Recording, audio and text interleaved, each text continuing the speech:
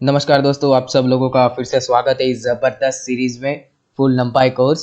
तो नंपाई के last lecture में हमने देखा कि किस तरीके से हम एक एरे की इंडेक्सिंग एंड स्लाइसिंग कर सकते हैं। और आज के इस लेक्चर में हम उस कंसेप्ट को बहुत ही ज़्यादा यूज़ करने वाले हैं। तो आई स्ट्रांगली रिकमेंड कि जिन जिन लोगों ने वो वीडियो नहीं देखी तो एक बार उस वीडियो को ज़रूर देख लीजिएगा, आपको स्क्रीन पे उसका लिंक भी मिल जाएगा। आज के इस लेक्चर में सबसे पहले हम सीखेंगे कि हम किस तरीके से एक एग्जिस्टिंग डेटा में से न्यू एरे क्रिएट कर सकते हैं। एंड लास्ट में देखेंगे कि किस तरीके से हम टू एरे को स्टैक कर सकते हैं। तो चलिए कोडिंग के थ्रू ही हम समझते हैं। सबसे पहले हमारी जो भी आपका कंपाइलर है ओपन कर लीजिए और कोडिंग स्टार्ट करते हैं। सबसे पहले आपको पता ही है कि हमारी जो numpy लाइब्रेरी है उसे हमें इंपोर्ट करना पड़ता है। इंपोर्ट अभी हमें सबसे पहले एग्जिस्टिंग डेटा में से एरे क्रिएट करना है। तो हमारे पास पहले कुछ डेटा होना चाहिए, राइट। तो उसके लिए क्या है, हमें मान लीजिए पहले से ही एक एरे दे दिया हुआ है, लाइक 1 to 10 का एरे। क्या है, हम अपने हिसाब से एक नंपाई, सॉरी यहाँ पे शायद स्पेलिंग मिस्टेक हो गई। ओके, हम एक नंपाई एरे क्रिएट पहले से ही कर लेते हैं अपने हिसाब से। जैसे कहा 1 to 10 का, सो 1 2 3 4 5 6 7 8 9 एंड 10। अभी ये एरे हमें पहले से ही दिया हुआ है। अभी हमें क्या करना है, ये जो एग्जिस्टिंग डेटा है उसमें से मुझे एक नया एरे क्रिएट करना है। और उस एरे में कौन से एलिमेंट होने चाहिए, 3 से लेके 9 तक के। मुझे ये एलिमेंट एग्जिस्टिंग डेटा में से अपने नए एरे में चाहिए। तो सिंपली यहाँ पे हम जो स्लाइसिंग का कंसेप्ट है, जो मैंने आपको लास्ट लेक्चर में सिखाया था, वो हम डायरेक्टली यूज़ कर सकते हैं। मान लीजिए हमारा नया एरे बी है। बी एरे में स्लाइसिंग को किस तरीके से हमें क्रिएट करना है, सबसे पहले एरे का नाम, then starting index. Starting index यहाँ पे कौन सी है, 2, राइट, क्योंकि एरे में इंडेक्स 0 से स्टार्ट होती है। तो स्टार्टिंग इंडेक्स हमारी 2 हुई। एंड एंडिंग इंडेक्स क्या होगी हमारी, 8, राइट, क्योंकि इंडेक्स 0 से है। तो ये जो 9 एलिमेंट है वो इंडेक्स कितने पे है, इंडेक्स 8 पे है, राइट। यहाँ पे एंडिंग पोजीशन हमारी क्या हो गई, 8।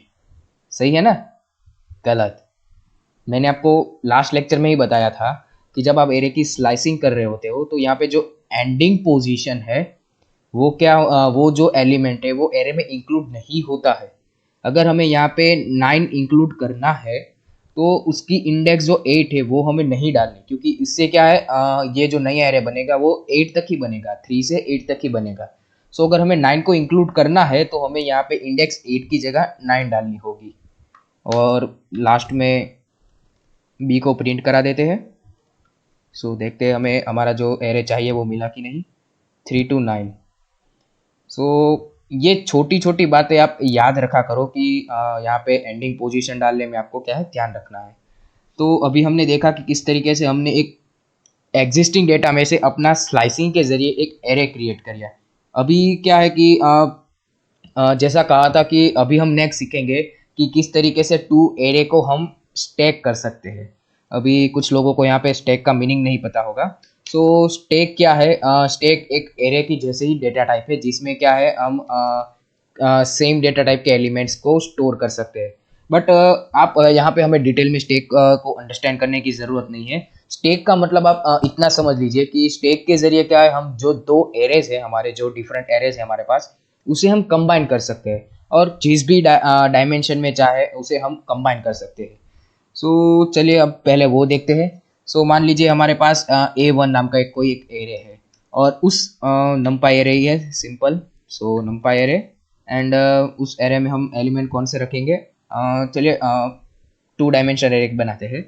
और उसमें जो एलिमेंट रखते हैं वो 1 1 एंड फिर रखेंगे 2 2।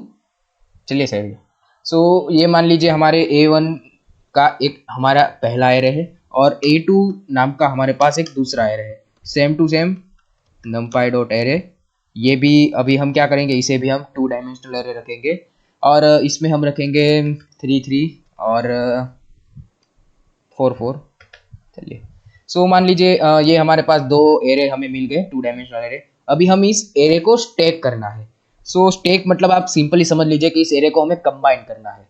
तो कोई भी दो एरे को आप दो तरीके से स्टैक कर सकते हो। आप चाहे तो उसे वर्टिकली स्टैक कर सकते हो और आप चाहे तो उसे हॉरिजेंटल स्टैक कर सकते हो। मैं आपको दोनों ही मेथड यहाँ पे सिखा देता हूँ।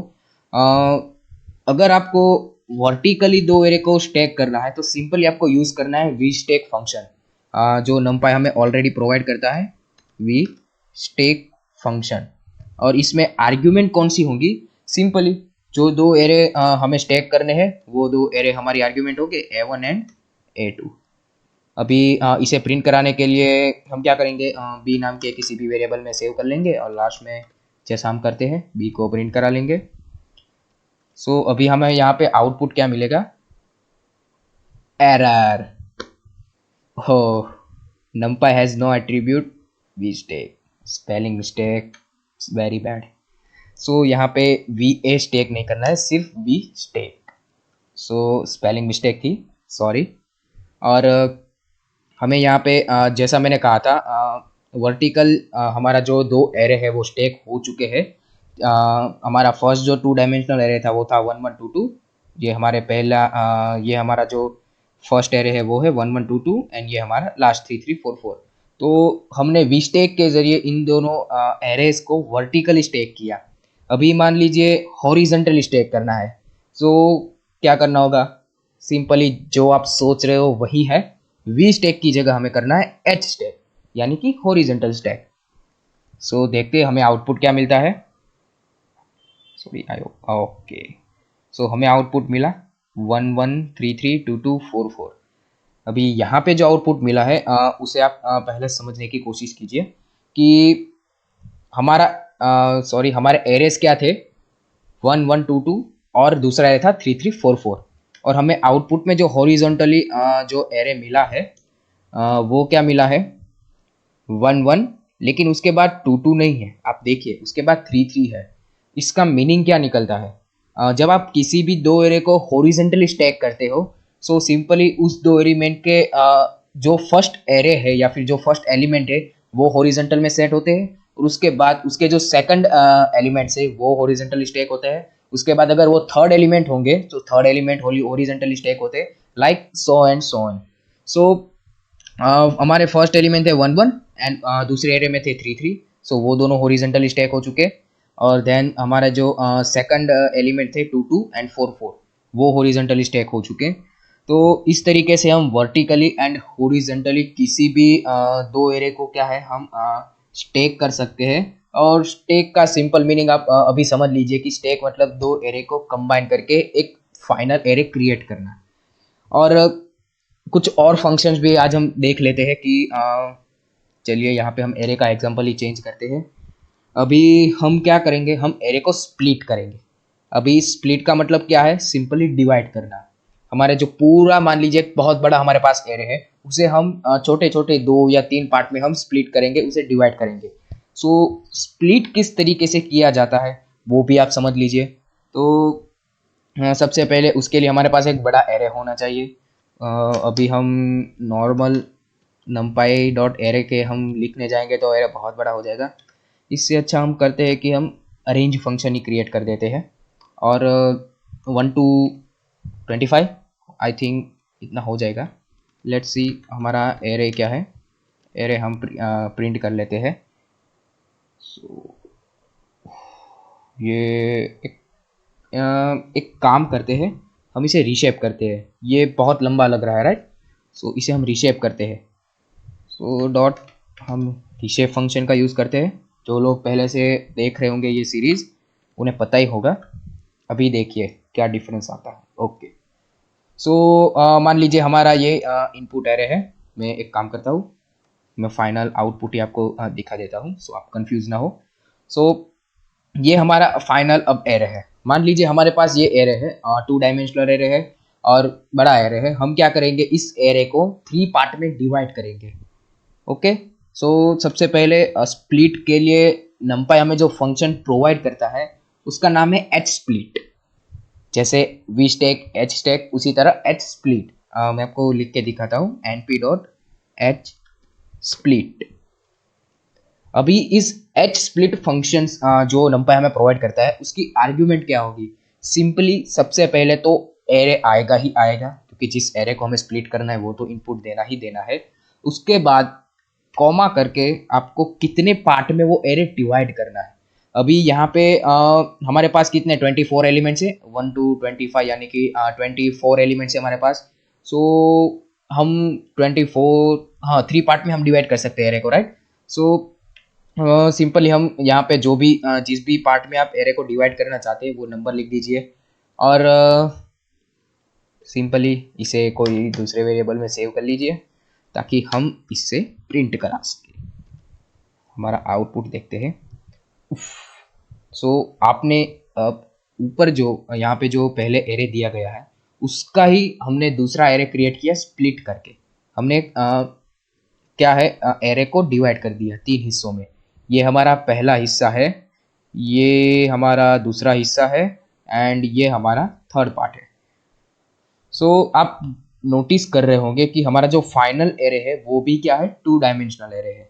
फर्स्ट यहाँ पे भी हमारा 2 डायमेंशनल एरे था और हम स्प्लिट करके जो एरे बना रहे हैं वो भी क्या है 2 डायमेंशन रहेगा। सो एच स्प्लिट के जरिए आप जो भी एरे को स्प्लिट करते हो उसका डायमेंशन क्या है वो सेम ही रहेगा डायमेंशन। सो डायमेंशन में कोई चेंजेस नहीं आएगा, बट आप लॉन्ग एरे को एक छोटे छोटे पार्ट में आप डिवाइड कर सकते हो। सो ये आपने देखा एच स्प्लिट फंक्शन। अभी एक लास्ट फंक्शन और देख लेते हैं, मतलब मैं फंक्शन तो नहीं करूँगा, एक फंक्शनलिटी आपको मुझे दिखानी है। यहाँ पे हमने जो फर्स्ट पार्ट देखा था, जो इस लेक्चर में हमने सबसे पहले क्या देखा कि मान लीजिए हमारे पास एक एग्जिस्टिंग एरे है, उसमें से हमने नया एरे क्रिएट किया।